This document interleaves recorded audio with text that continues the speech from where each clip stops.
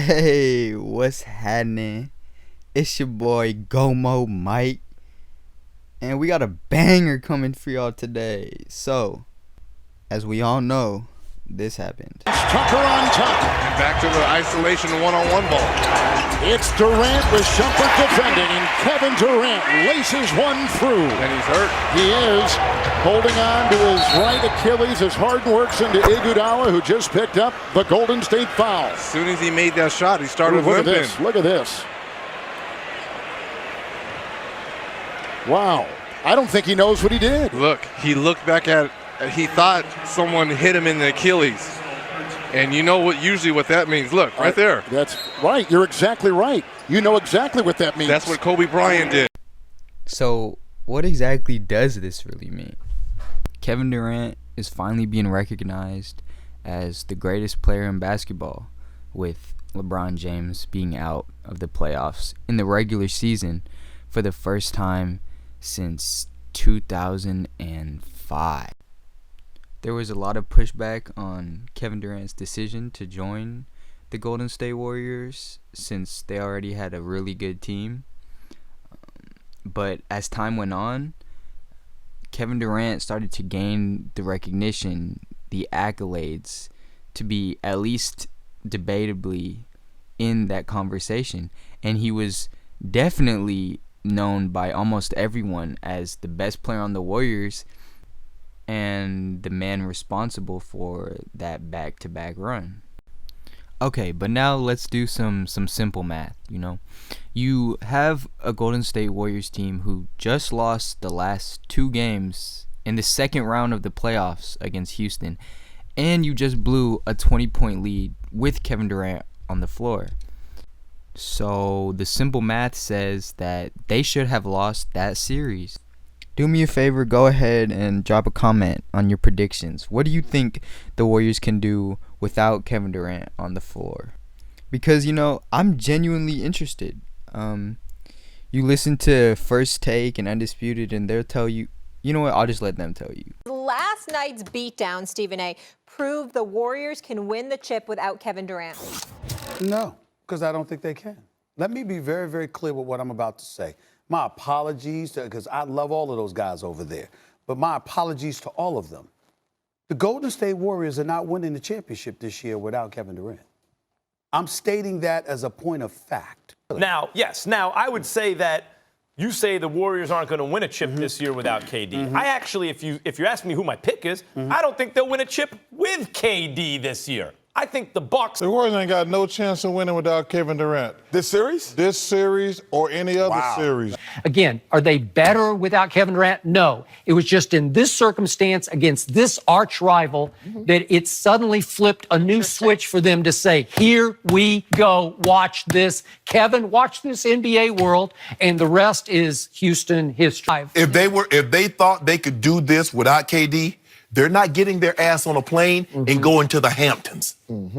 That's why they did that. They did. Yes. They just blown a 3-1 lead. Right. And you can't really argue with anything that they're saying. The last time we saw this Golden State Warriors team play a full playoff run without Kevin Durant, it was in 2016, and we all know what happened that year. And then you go one more year back, the title that they did win, and Kyrie and Kevin Love didn't play, right? So now you're looking at this like it is the same team that blew a 3-1 lead, at least that core 4, as well as a bench that supposedly isn't the same as what it used to be. So I'm just going to go on record right now and say that if Kevin Durant doesn't come back for the rest of the 2019 playoffs, the Golden State Warriors can and will win the NBA championship. So I just want to take a quick dive into the context of what has happened with the Golden State Warriors over the last 5 years and these notions, these storylines that are being created. So the first thing that a lot of people come up with is in 2015 and 2016, their bench was dominant. Dominant. And now you look at their bench, and it's a bunch of young players with maybe a little bit of starter backup potential. So I'm just going to go ahead and list off the notable players that the Warriors had during those first two runs, the members of their all-star bench. Okay. We have Leandro Barbosa, 33-year-old Leandro Barbosa. We had Ian Clark, Festus Ezeli, Sean Livingston, Kevon Looney, James McAdoo, Brandon Rush, Maurice Spates, and Anderson Varejao. Look, I'm not even trying to hate on these players because they definitely played a pretty important role on those Warriors teams. But when you really look into the players, the bench, the all-star bench that they were supposedly had, none of them are doing anything in the NBA right now. None. You could say Harrison Barnes, but come on now. And of course, I'm excluding the players like Kevon Looney, Sean Livingston that are still on the team and doing very well, I might add. So my response to the argument that their bench is a lot weaker now is that the players that they had don't need to be that good coming off the bench. They will always perform well because the way that they play with Steph as their leader, it just makes it so easy for them to feel involved, make wide open dunks and layups, and get wide open threes almost every play that they want. They come down to the other side of the court and they're hyped. They're ready to sit down on defense every play. It literally doesn't matter which players are in there as long as they have some type of NBA body. I don't know where they might find more people like that. And then, the next thing you can point to is that the core four for the Warriors are a lot older now. And you can say that. Iguodala is 35 years old. Stephen Curry is 31. Klay Thompson and Draymond are 29 now. There's not really much I can say about that. But do you watch the games? Do they look that old? So those reasons easily explain how the Warriors, since KD has arrived, are 31-4 without him, which, by the way, you expand that over the course of a full 82 game season, and that is 73 wins.